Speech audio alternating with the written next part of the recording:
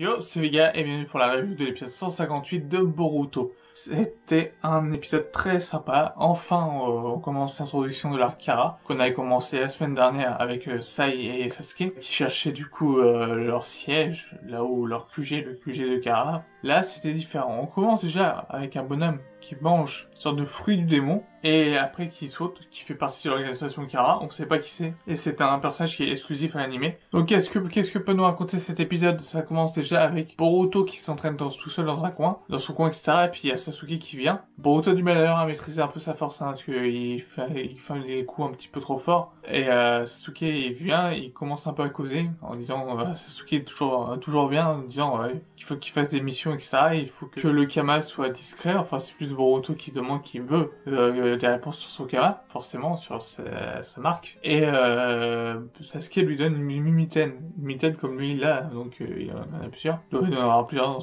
sur lui, oui, au cas où. Je sais pas, je pense. Et du coup il en donne à Boruto, et Boruto en met une. Et il dit à Boruto de faire gaffe, enfin tout blabla habituel de Sasuke sur Boruto, genre pour pas être qu'il soit un boulet, pour faire les choses bien, etc.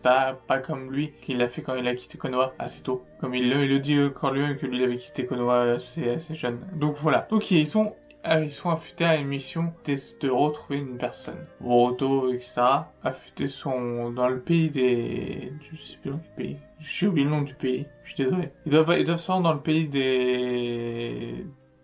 un pays, un petit pays, un pays qui a eu encore des frictions. Enfin, on apprend ça parce que et du coup il y a Mugino. Mugino est une personne qui connaît très bien ce pays. Du coup, il les escorte, il va les escorter, il va les aider, et il doit retrouver une personne qui a disparu du nom d'Anato. Et il t'apprend que les pays ont encore des frictions entre eux, qui se battent encore, alors que la quatrième grande guerre ninja n'a pas tout réglé, le conflit entre les pays, entre les problèmes qu'il y avait, etc. Entre le petit pays, ceux qui sont pas du coup à la coupe du pays de la terre du pays du feu, de la foudre, etc.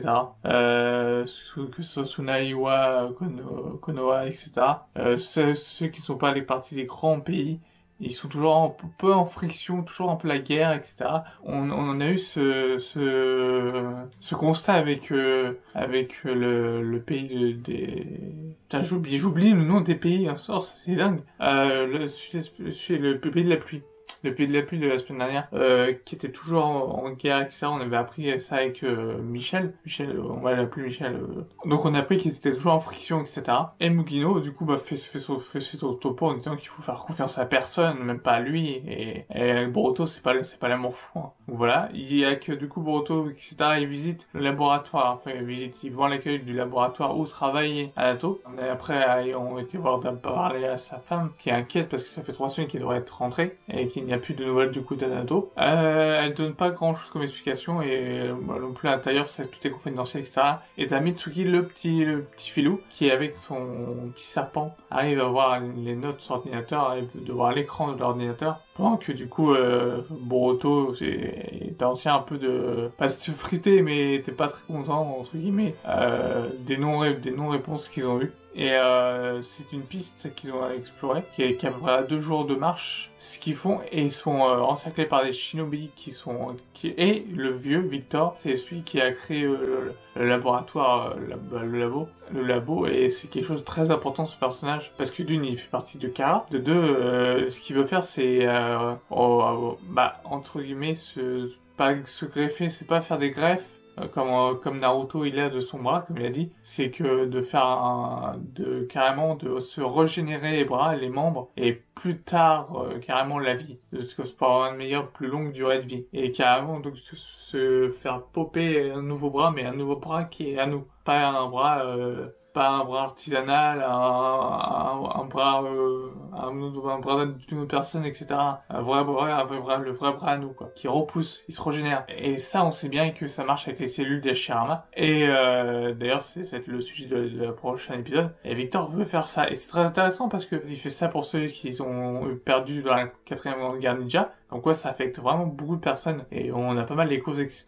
de la quatrième grande guerre 13 ans après, voire plus que 13 ans, hein, 15 ans, 15 ans, 17 ans, je sais plus trop combien de temps la guerre ninja s'est écoulée. En tout cas, En tout cas, c'est cool d'avoir ces retombées là, c'est vraiment sympa, c'est une bonne chose. Je trouve que c'est une bonne chose. Donc il va faire ça et du coup forcément sur ceux qui ont vu ça, ils ont peut-être pensé comme moi ouais, Sasuke va pouvoir peut-être récupérer son bras. Moi je pense pas pour le moment. Je pense que vu que c'est son bras coupé, c'est sa marque de sa rédemption. C'est sa signature entre guillemets de sa rédemption, du nouveau Sasuke qu'il est. Donc je pense pas qu'il se fasse un jour regreffer un bras, ou peut-être que si la situation l'exigeait, vraiment, pourquoi pas. Mais c'est vrai que du coup on peut penser à ça directement puisque carrément on parle de régénération de membres, donc ça peut être très sympa et ça peut être même très utile. Que genre ça peut être un gros clin d'œil à Sasuke, mais je pense pas. Je sais pas, hein, mais c'est mon avis. Hein.